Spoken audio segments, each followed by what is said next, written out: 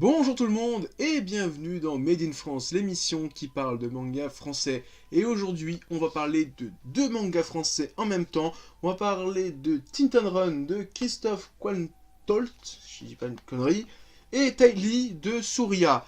Donc, deux mangas dans des genres assez différents, avec des formats différents, d'éditeurs différents et d'auteurs différents avec des styles de dessin différents.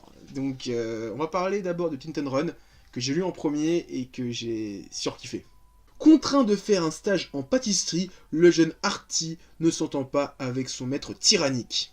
Au point que d'étranges et puissantes capacités émergent chez lui. Serait-il l'héritier de la Tinta, cette énergie magique qui régit toute loi sur Finéa? Pour percer le secret de ses pouvoirs, le jeune homme devra s'embarquer dans une course éperdue pour la liberté en quête des mythiques Tinters qui font la loi. Mais avant cela, il va devoir esquiver sa mère. Alors, comment dire qu'est-ce que je pourrais dire de cette série si ce n'est que j'ai surkiffé, c'était génial, c'était atypique, c'était délirant, c'était waouh, c'était trop cool, c'est fou, je sais pas par où commencer tellement il y a plein de bonnes choses à dire dessus. J'ai pris un gros pied à lire ça, c'était fun, c'était dynamique, c'était what the fuck. Voilà, c'est un des mots qu'il faut dire, c'est un gloubi-boulga de choses drôles, c'est des combats what the fuck, mais c'est génial. Je sais même pas comment le décrire tellement c'est what the fuck. Alors, si je pourrais le décrire plus ou moins, c'est un peu un mélange entre les trucs complètement fun et délurés d'un One Piece, d'un Bobo, et un peu l'univers mi-fantastique, mi-SF d'un FF15. Du fait que au début je pensais que c'était un monde fantastique, hein, et que finalement plus l'histoire avance, plus t'as une sorte de délire SF, avec des voitures, avec des grandes villes, avec des péages, de la géopolitique. J'ai surkiffé, il y a trop de choses à dire, je vais essayer de pas tout dire, mais c'est trop drôle, c'est génial comme série. Mais regardez, rien que ça, ici vous avez un chef pâtissier. Le mec, il est tout musclé, les burnes à l'air quasiment, on les voit ses burnes à travers son slip. Et en dessous, il y a un flic, c'est un hippopotame, et il est sur un rocapi. La fusion entre un roquet et un okapi. C'est génial! Mais j'ai tellement pris un pied dessus, franchement, il y a tellement de choses à dire. Par exemple, moi dans le tome, il rencontre la police de la bienséance et les mecs, faut que t'aies le dos droit quand tu dis bonjour à quelqu'un, tout doit être parfait pour eux, tu dois être un parfait gentleman. Et c'est la police, il est là pour ça. C'est what the fuck, ils se battent avec le héros parce qu'il pisse dans une fontaine, c'est what the fuck. T'as une flic, elle se bat avec son huc, elle a un gros huc, et elle se bat avec ça, elle lâche des caisses, elle t'assomme avec son cul. C'est génial! Non, franchement, c'est génial, je sais pas comment dire, c'est génial. Alors au niveau du style de dessin, t'as vraiment les deux extrêmes. T'as d'un côté, t'as Artie le héros, on dirait un personnage de Rick et Morty, hein, très droit, on dirait une baguette. Et à côté, t'as des personnages bodybuildés qui sont tout difformes avec des muscles saillants. Non, c'est génial, franchement, j'ai kiffé. T'as des hommes animaux, j'ai déjà dit. T'as un forgeron, c'est un homme rhino. C'est génial, non, franchement, je me répète, mais j'ai pris un gros kiff en lisant ça. Il y a le tome 2 qui sort, d'après ce que j'ai compris, en juillet, donc pour la Japan Expo.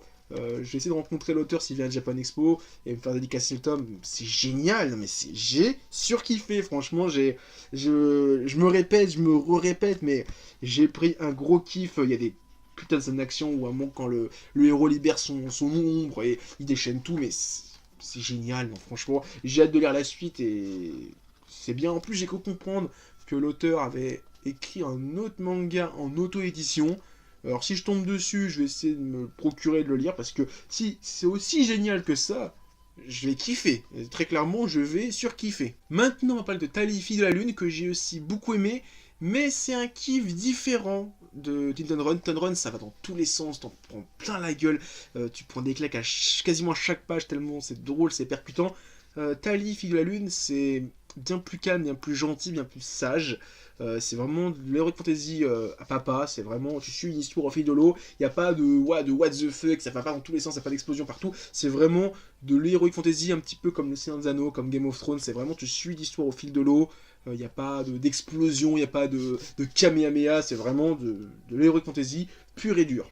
Le château de Lord Borin est assailli par Lord Ulrich, son suzerain. L'assaut n'a qu'une finalité, trouver Lady Tali, cette fille adoptive dont l'existence était tenue secrète. Pour échapper à la brigade spéciale commandée par une archère émérite, car Tali porte sur elle plus que le destin des hommes, elle est la vérité que les hérétiques attendent depuis longtemps. Alors c'est vrai que comparé à Tintin Run, Tali, fille de la lune, c'est vraiment très calme, très rangé, très simpliste. Alors, c'est pas vraiment un manga, parce qu'à l'origine c'est un mec de la BD, c'est même pas un format manga, à part que ce soit en noir et blanc, mais à l'origine l'auteur voulait faire une BD en couleur.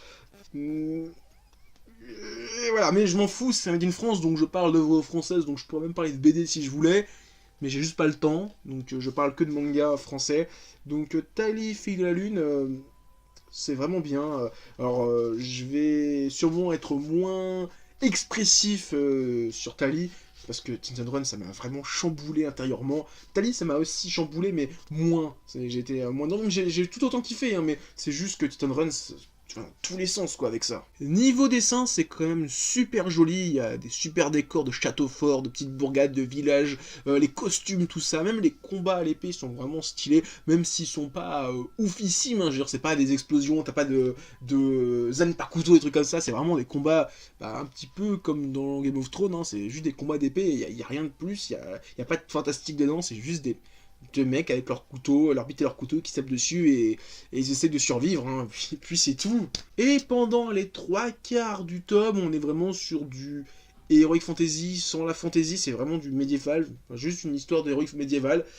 Et vers le 3e quart, on tend vers le fantastique avec le délire des chimères, bon, qui est déjà un petit peu expliqué vers la fin du chapitre 1, mais vers le dernier quart de la série, on nous explique vraiment qu'est-ce que c'est les chimères, qu'est-ce que c'est, et là on rentre vraiment dans le fantastique pur et dur. En plus, d'après ce que j'ai compris, l'auteur voulait vraiment retranscrire l'esprit d'un JRPG japonais dans cette BD, ce manga, et on ressent ça complètement. Tu ressens l'esprit Heroic Fantasy avec l'arrivée des personnages, chacun un petit peu ses capacités spéciales, chacun un petit peu son objectif, chacun un petit peu sa personnalité propre. Tu ressens vraiment cet aspect JRPG, ils explorent le monde, ils vont ensemble avec leur petite caravane, ils sont tous les 4 ensemble. Non, j'ai vraiment beaucoup aimé, j'ai vraiment surkiffé. Alors oui, je suis moins foufou que Tintin Run, mais c'est tout aussi bien, franchement, j'ai beaucoup aimé cette BD. Et alors là, je vais spoil la fin du tome, parce que il y a un truc que j'aimerais parler, c'est par rapport aux chimères, donc zone spoil, adieu, à la prochaine, fin de la vidéo pour vous. Ceux qui ne veulent pas se faire spoil, Tali, fille de la lune. Et donc je vais parler des chimères, donc ces créatures qui naissent du sang des filles de la lune, donc dont Tali l'héritière. Quand ils ont annoncé ça, je dis ouais, quand tu verses du sang, il y a une créature qui apparaît. Et je me suis dit, ah, mais attends, quand on va voir ces règles, ça va être chaud. Et en fait, ils disent, ouais, mais qu'en fait, quand il y a les règles, c'est chaud parce qu'il y a quand même des créatures qui arrivent. Et je dis, ouais, en fait, c'est pas un truc que vous contrôlez, en fait. C'est dès que vous saignez, il y a une créature qui apparaît. Ce qui fait que dans un combat à l'épée, vous devenez hyper casse-couille parce que dès qu'on vous blesse, il y a une créature qui apparaît en plus. C'est chaud. Et c'est aussi une malédiction parce que finalement, à chaque fin de mois, on va dire chaque menstruation, quand elles ont leurs règles, les filles de la lune, il y a une créature qui apparaît et qui casse tout autour d'elle. Donc c'est un petit peu chaud.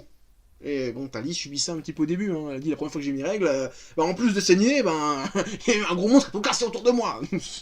Ce qui est pas super cool, hein. Donc j'ai beaucoup aimé ça, cet aspect de la malédiction qui est pas super cool en fait, et donc ça m'a fait un peu marrer, mais c'est triste, mais c'est aussi un petit peu drôle. Voilà, c'est mon petit côté sadique, allez, on va dire ça comme ça.